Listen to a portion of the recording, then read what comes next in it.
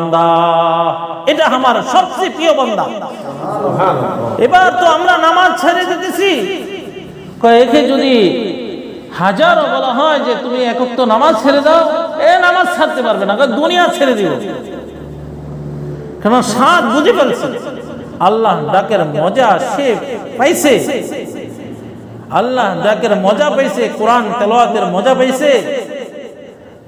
রাত্রি উঠতেছে, কঠিন শীতের মধ্যে তো আমরা উঠতে পারতেছি না, কিন্তু এ রাত্রে উঠতেছে। যারাই যুবক এবং বৃদ্ধ যারাই এই হালতটা হয়েছে, এদের অবস্থাটা আল্লাহ তাআলা বলেন তাদেরকে আমি আল্লাহ তাআলা দুইটা জান্নাত দিবেন, দুইটা জান্নাত।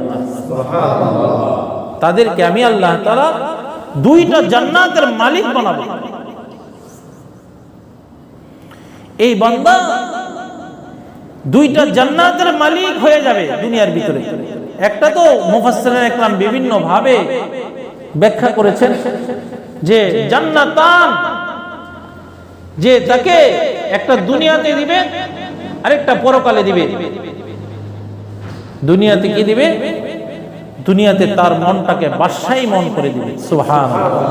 কোটি টাকা কামাইলি, কোটি টাকার মালিক হইলি বাদশাহী মন পাওয়া যায় না। দেখেন যার টাকা আছে, আল্লাহ তাআলার দ্বীন নাই, আল্লাহ তাআলার হুকুম মানে না, তার রাত্রে ওষুধ খায়ও ঘুম আসে না, ওষুধ খায়ও ঘুম আসে না। কিন্তু টাকা আছে আল্লাহ তাআলার, আল্লাহ তাআলা অন্তরের ভিতরে আছে, তার ওষুধ খাওয়া লাগে না। যে আমি টাকা নাই, আরেক ব্যক্তি হলো টাকা নাই, কিচ্ছু নাই, সমাজের ভিতরে তার কোনো দাম নাই, কিন্তু আল্লাহ তার আছে, দুনিয়াতে সবচেয়ে বেশি সে ধনী, সে শান্তিতে আছে, চলতেছে, শান্তিতে চলতেছে, কোনো টেনশন নাই।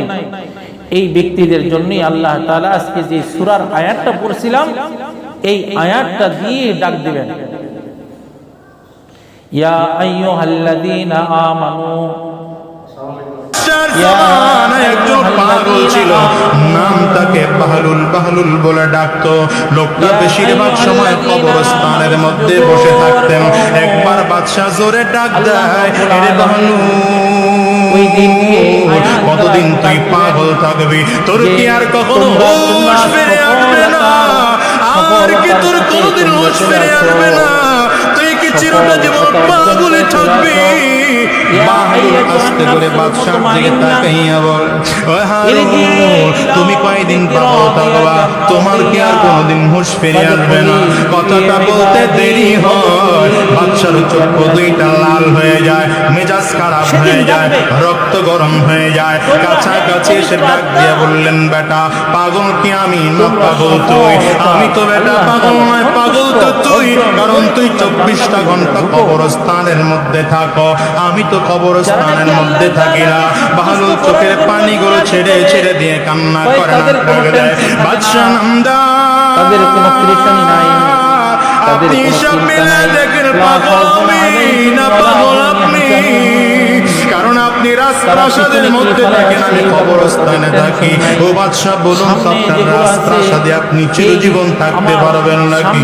বাদশাহ হারুনুর রশিদ ডাক দিয়ে বলেন, না রে পাগল না, কেউ দুনিয়ায় চিরজীবন থাকতে পারে, আমিও দুনিয়ায় চিরজীবন থাকতে পারবো না রে, দুনিয়ার থেকে বিদায় নিয়ে চলে যাব।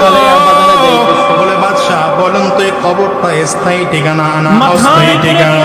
বলেন না রে বেটা, না, এই কবরটাই হলো আসল ঠিকানা, স্থায়ী ঠিকানা। হারুন চোখের পানিগুলো ছেড়ে দিয়েছে, এবার পাগলে ডাক দেয়, বাদশাহ হারুন বলেন তো, ওই রাজপ্রাসাদ যদি স্থায়ী ঠিকানা না হয়, কবর যদি আসল ঠিকানা হয়, আমি এই জন্যই তো কবরস্থানের মধ্যে আইসা থাকি, আমি রাজপ্রাসাদের মধ্যে থাকি না। বাদশাহ হারুন রশিদের চক্ষু দিয়ে টপ টপ টপ টপ করে পানি পড়া আরম্ভ হয়ে গেল। আস্তে করে ডাক দেয়, রে বানু, তুই বুঝি বড় বুদ্ধিমান, পাগল বুঝি আমি।